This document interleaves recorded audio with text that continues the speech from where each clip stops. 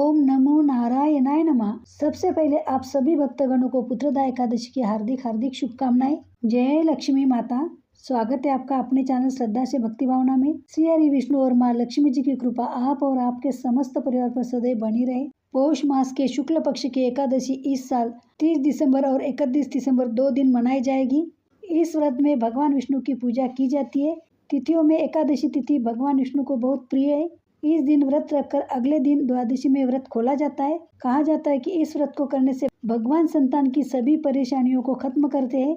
राजा सुकेतुमान ने इस व्रत को किया तो उन्हें संतान की प्राप्ति हुई।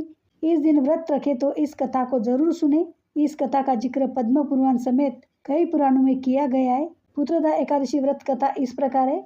महाराज युधिष्ठिर ने पूछा, हे भगवान, आपने सफला एकादशी का महात्मा बताकर बड़ी कृपा की। अब कृपा करके यह बतलाइए कि पौष शुक्ल एकादशी का क्या नाम है, उसकी विधि क्या है और उसमें कौन से देवता का पूजन किया जाता है। भक्तवत्सल भगवान श्री कृष्ण बोले, हे राजन, इस एकादशी का नाम पुत्रदा एकादशी है। इसमें भी नारायण भगवान की पूजा की जाती है। इस चर और अचर संसार में पुत्रदा एकादशी के व्रत के समान दूसरा कोई व्रत नहीं है। इसके पुण्य से मनुष्य तपस्वी, विद्वान और लक्ष्मीवान होता है। इसकी मैं एक कथा कहता हूँ तो तुम ध्यान पूर्वक सुनो। भद्रावती नामक नगरी में सुकेतुमान नाम का एक राजा राज्य करता था। उसके कोई पुत्र नहीं था। उसकी स्त्री का नाम शैवा था। वह निपुत्री होने के कारण सदैव चिंतित रहा करती थी। राजा के पितर भी रो रो कर पिंड लिया करते थे और सोचा करते थे कि इसके बाद हमको कौन पिंड देगा।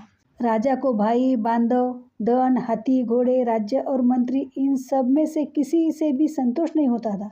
वह सदैव यही विचार करता था कि मेरे मरने के बाद मुझको कौन पिंडदान करेगा। बिना पुत्र के पितरों और देवताओं का ऋण मैं कैसे चुका सकूंगा।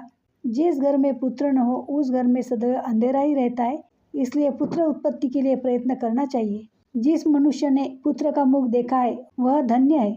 उसको इस लोक में यश और परलोक में शांति मिलती है, अर्थात उनके दोनों लोक सुधर जाते हैं। पूर्व जन्म के कर्म से ही इस जन्म में पुत्र, धन आदि प्राप्त होते हैं। राजा इसी प्रकार रात दिन चिंता में लगा रहता था। एक समय तो राजा ने अपने शरीर को त्याग देने का निश्चय किया, परंतु आत्मघात को महान पाप समझकर उसने ऐसा नहीं किया।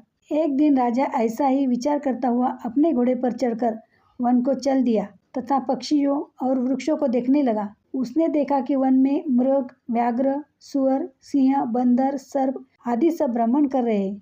हाथी अपने बच्चों और हाथिनियों के बीच घूम रहा है। इस वन में कहीं तो गिद्धड़ अपने कर्कश स्वर में बोल रहे, कहीं उल्लू ध्वनि कर रहे। वन के दृश्यों को देखकर राजा सोच विचार में लग गया। इसी प्रकार आधा दिन बीत गया। वह सोचने लगा कि मैंने कई यज्ञ किए, ब्राह्मणों को स्वादिष्ट भोजन से तृप्त किया, फिर भी मुझको दुख प्राप्त हुआ, क्यों। राजा प्यास के मारे अत्यंत दुखी हो गया और पानी की तलाश में इधर उधर फिरने लगा। थोड़ी दूरी पर राजा ने एक सरोवर देखा। उस सरोवर में कमल खिले थे तथा सारस, हंस, मगरमच्छ आदि विहार कर रहे थे। उस सरोवर के चारों तरफ मुनियों के आश्रम बने हुए थे। उसी समय राजा के दाहिने अंग फड़कने लगे। राजा शुभ शकुन समझकर घोड़े से उतरकर मुनियों को दंडवत प्रणाम करके बैठ गया। राजा को देखकर मुनियों ने कहा, हे राजन, हम तुमसे अत्यंत प्रसन्न हैं। तुम्हारी क्या इच्छा है सो कहो। राजा ने पूछा, महाराज, आप कौन हैं और किस लिए यहाँ आए हैं, कृपया करके बताइए। मुनि कहने लगी कि हे राजन, आज संतान देने वाली पुत्रदा एकादशी है।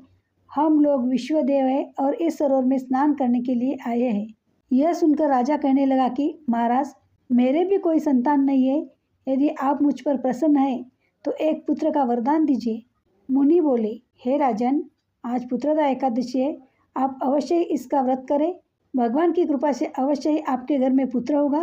मुनि के वचनों को सुनकर राजा ने उसी दिन एकादशी का व्रत किया और द्वादशी को इसका पारण किया। इसके पश्चात मुनियों को प्रणाम करके महल में वापस आ गया। कुछ समय बीतने के बाद रानी ने गर्भधारण किया और 9 महीने के पश्चात उनके एक पुत्र हुआ।